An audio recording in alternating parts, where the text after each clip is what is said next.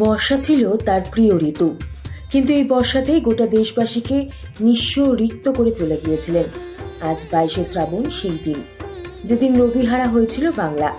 বিশ্ব হারিয়েছিল প্রিয় কবিকে, ঔপন্যাসিককে, নাট্যকারকে। সর্বোপরি সাহিত্য জগৎ হারিয়েছিল এক অভিভাবককে। তবে তার কালজয়ী সৃষ্টি ছড়িয়ে সর্বত্র। আজ মন খারাপের দিনে শুধু দেশ নয়, বিশ্বজুড়ে কখনো গানে, কখনো কবিতায় কিংবা নাটকের মধ্যে দিয়ে রবি ঠাকুরকে স্মরণ করছেন বাঙালি। তবে রবি ঠাকুরের নামের পাশে এই কবি ও উপন্যাসিক ছাড়া আরও একটা বিশেষণ যদি যোগ করা যায়, সেটা হলো ভোজন রসিক। খেতে ভালোবাসতেন তিনি, আর খাওয়াতেও। জীবনের বেশিরভাগ সময় দেশে বিদেশে কেটেছে তার। সেই সময় বিশেষ বিশেষ খাবারের প্রতি তার আগ্রহ জন্মেছিল। সেই রান্নার স্বাদ ঠাকুর বাড়িতেও এনেছিলেন তিনি। খাদ্যরসিক রবি ঠাকুর সকলকে নিমন্ত্রণ করে খাওয়াতে ভালোবাসতেন।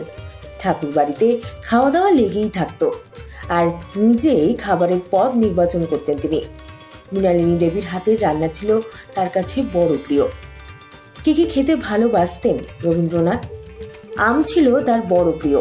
এমনও হয়েছে জাপান, আমেরিকা বিভিন্ন দেশে যাওয়ার সময় আম সঙ্গে কিনে নিয়ে গিয়েছেন।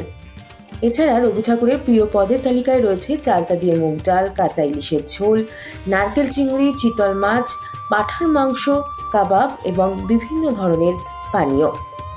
শুধু খাওয়া দাওয়া নয়, তার পরিবেশন, খাবার পাত্র সব দিকেই নজর থাকত রবীন্দ্রনাথের। ছেলে রথীন্দ্রনাথের কথায় বাবা মনে করতেন খাওয়াটা উপলক্ষ মাত্র, রান্না ভালো হলেই হলো না। খাবার পাত্র, পরিবেশনের প্রণালী, ঘর সাজানো সবই সুন্দর হওয়া চাই। রবি ঠাকুর সম্পর্কে কিছু অজানা তথ্য জেনে নিন। রবীন্দ্রনাথ ঠাকুরের ছদ্মনাম সকলেরই জানা, তবে তিনি ভানুসিংহ, আন্নাগলি, পাকরাশি, অকপটচন্দ্র লস্কর ছাড়াও আরও বেশ কয়েকটি ছদ্মনাম ব্যবহার করতেন। সেগুলি হলো নবীন কিশোর শর্মন, বাণী বিনোদ, বিদ্যা বিনোদ, শ্রীমতী কনিষ্ঠা, শ্রীমতী মধ্যমা। হোমিওপ্যাথি চিকিৎসায় বিশ্বাসী ছিলেন রবীন্দ্রনাথ। নিজের জমিদারি প্রজাদের হোমিওপ্যাথি চিকিৎসা পরিষেবা দিয়েছেন। নিজেও সেই পদ্ধতিতেই চিকিৎসা নিতে পছন্দ করতেন। বাবা দেবেন্দ্রনাথ ঠাকুর গান রচনার জন্য রবীন্দ্রনাথ ঠাকুরকে বরাবর উৎসাহ দিতেন। একবার গান রচনার জন্য বাবার থেকে 500 টাকার চেক উপহার পেয়েছিলেন তিনি।